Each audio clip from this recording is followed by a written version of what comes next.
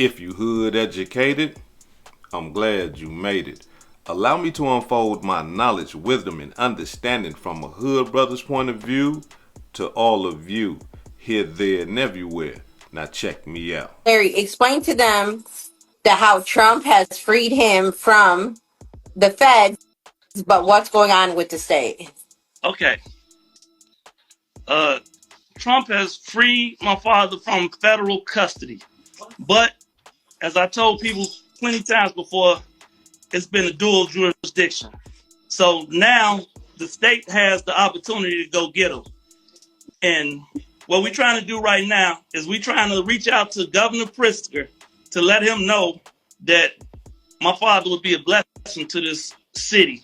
And he could also leave the city if he needs him to leave. But we dealing with Pritzker, and he can go into state custody. And all he has to do is strike his pen and say that we don't need this geriatric old man. He served his time. Like he's not worried about leading any type of gang organization or running the streets. If he does anything for the streets, it would be telling the YNs that you're going to live the life that he lived if you don't change your life. He would be an asset and a blessing to this community. All the people that stuck on some other stuff, like your understanding is just kind of weak. Your understanding of life, your understanding of manhood, your understanding of being a woman. We not with that. We're all about peace and love. And we need Pritzker to understand that he will be a blessing to this community. And we want him to give this man a second chance. Pritzker believes in redemption and believe that he should be redeemed. Everybody else in this situation has been able to have redemption and have a second chance at life. And I would love to actually be able to hold my father. I'm close, but I'm not all the way there yet. I know it don't sound right, but I want to hug and kiss a man. My kids want to hug and kiss their grandfather. My mother wants to hug and kiss her husband.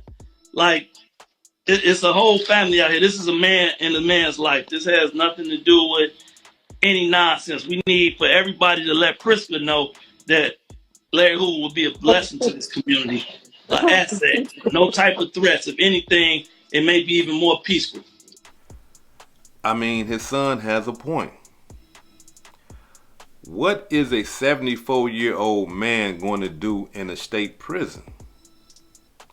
Do y'all understand that each year a person sits in prison, that is costing taxpayers $20,000 to $30,000 a year? That's enough to send somebody to college with.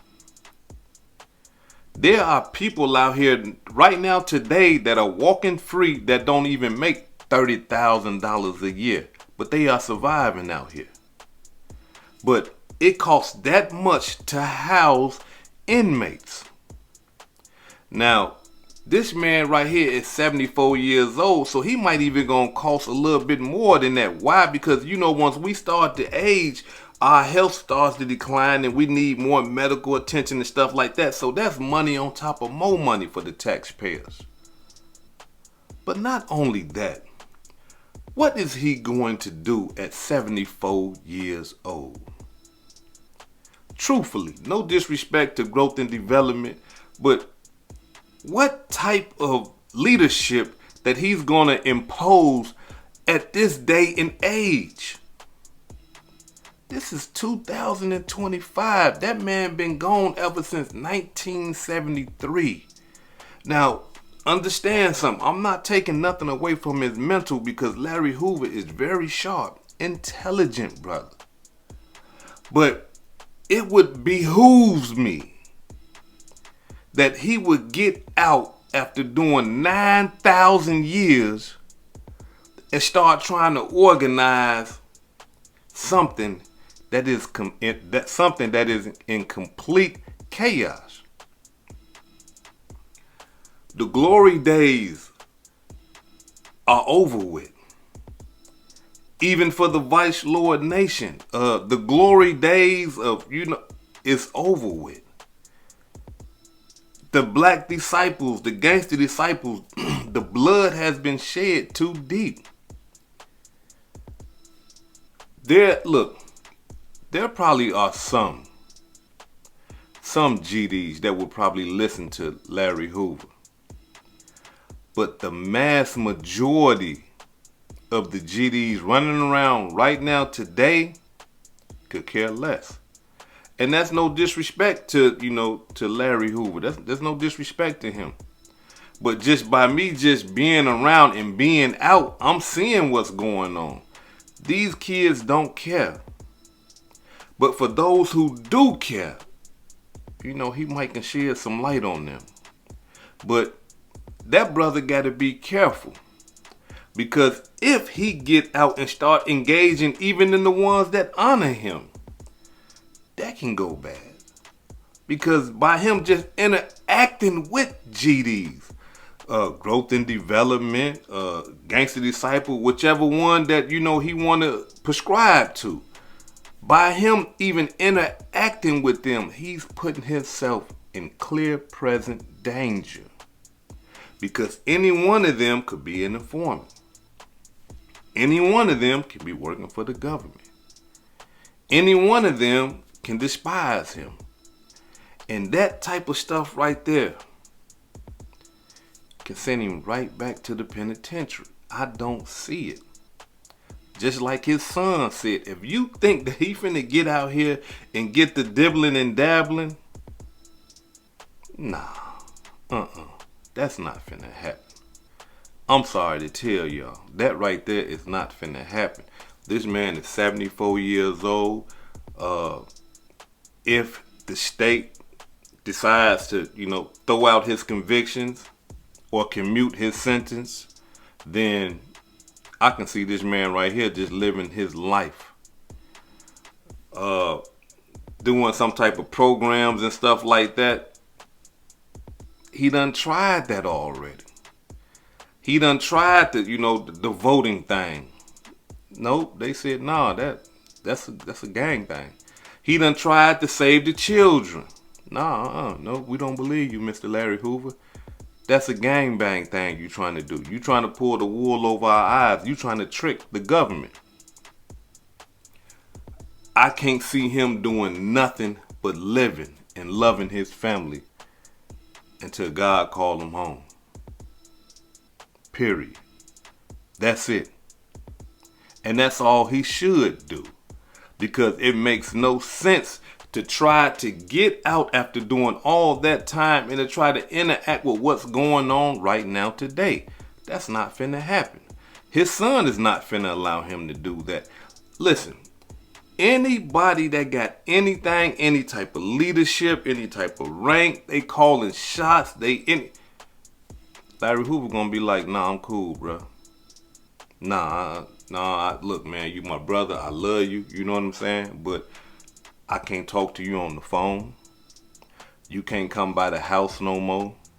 You can't do none of that because by me interacting with you and you still got your hand in the cookie jar, you put me at risk to go back to the penitentiary. I can't risk that. I can't risk it. And so that's why I'm glad that his son came out. And basically said everything that I said in my last video. Man, that man is not finna get out here messing with these fools out here.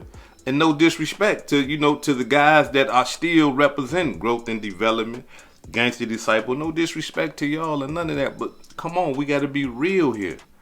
I understand you can be happy, you can rejoice and all that, but this man is not finna get out here and start calling no shots. He's not finna get out here and align with nobody that's connected to that madness. And he finna just live the rest of his life, just like his son said. Allow me to say this right here before I depart. Because I know that there are a lot of gangster disciple brothers out here or a lot of growth and development brothers out here that has tremendous love for Larry Hoover. But if you got your hands in nonsense and if you still living any type of illegal life and doing any type of illegal activity, stay away from that brother. Yeah, you can love him and all that, but stay away from that brother. That's if they let him out. Stay away from that brother. And the reason why I say that is because of this right here.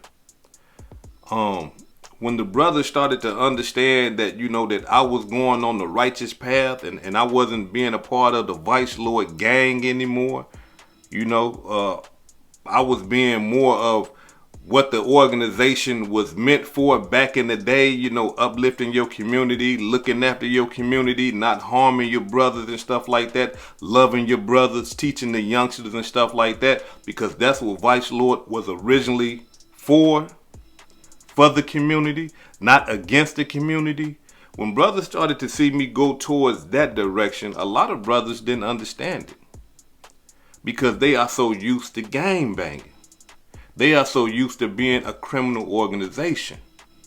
So when I started to say, nah, I'm not doing that, brothers that are still in that life would still contact me. They would still try to come around me and stuff like that. I remember one brother called me early in the morning and say, hey man, let's go have some breakfast, bro. I know this brother right here still got his hand in the cookie jar and everything like that, but this still one of the brothers. I'm not doing anything. Yeah, I'll go have breakfast with you, bro. We go have breakfast. And as we're having breakfast, we chopping it up about the old school and what we used to do and stuff like that. The brother started to, hey, so what you doing out here? I said, man, I'm working, bro. You know what I'm saying? I'm door dashing, man. You know what I'm saying? I'm picking up food and dropping it off. He smiled and laughed like, how that's working for you, bro? I said, man, I'm stacking my bread. I'm all right. Hey, look, check this out, Lord. We got this, we got that, you know what I'm saying? We got this in the abundance, you know what I mean? And I just wanted to reach out to some of the real brothers, man, you know what I'm saying, and get them a blessing. I want to do this right here for you and this, that, and the other. And I'm talking about, y'all, listen to me. It was hard for me to say no. Because what this brother was saying, I already knew. I wouldn't have to DoorDash no more. I can be, man, Chef Boyardee. You know what I'm saying? I'm talking about, man, pitching. But I said, nah. I'm cool, brother. Thank you. And I wasn't upset at him because of his offering me something that would get me sent back to the penitentiary. I wasn't mad at that. And let me explain to y'all why I wasn't upset at that. Because when you in that life, you would interpret that, hey, I'm looking out for this brother by giving him these drugs and stuff like that he can sell and stuff. You look at that as love. So to Lord, he was looking at, I'm finna show Lord some love. You know what I'm saying? I'm plugged up. We got all this work. I'm finna give Lord some work. You know what I'm saying? To him, he's showing me love. And back then, when I was in my criminal mentality, I would have perceived that as this brother is showing me love. He's trying to help me. But that's farther away from the truth than we really think. Because whenever you're trying to give me something that can get me sent back to the penitentiary or could potentially get me robbed and killed, that's not love. But I understood that, and I still do right now to this day. If a brother was to come to me now and say, hey, look, check this out. We got this scam we got going on. I say, man, good looking, bro, but I'm straight, bro. I'm all right. I'm doing the YouTube thing, man. Because people will come at you like that when they still in that lifestyle. Even though you gone, you ain't dealing with it no more. They gonna come for you and they gonna see. Not to test you or nothing like that. They just thinking like, we're showing this brother some love. So that's why I say that anybody that got their hand in the cookie jar, you doing any type of illegal activity, man, stay away from the old man. Let that brother live the rest of his life. You know what I'm saying? God willing it if they release him. Let that brother live the rest of his life in peace.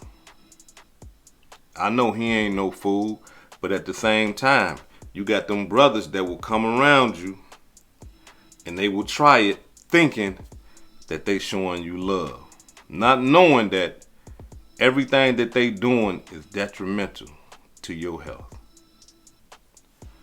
This is hood educated, not lane related. Peace and love, and y'all take care of yourself out there. If I said anything that caused you to think, hit that like button and subscribe to the channel if you're not subscribed already. And if you're feeling generous, please make a small donation to the channel. I need y'all to stay tuned because my next video that I put out is going to be dealing with Larry Hoover. But this right here is going to kind of like twist y'all a little bit. Peace and love.